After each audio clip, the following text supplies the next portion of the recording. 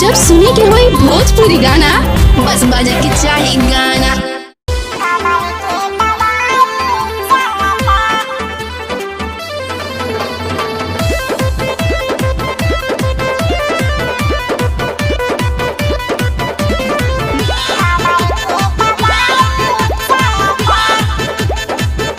कि हमारा राजा जी के माजा के मराई में कि दर्द दहले बाट से जे के लड़ाई में।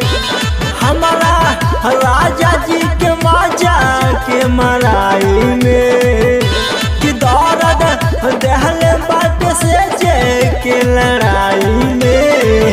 कमर के दवाई चलता राजा हो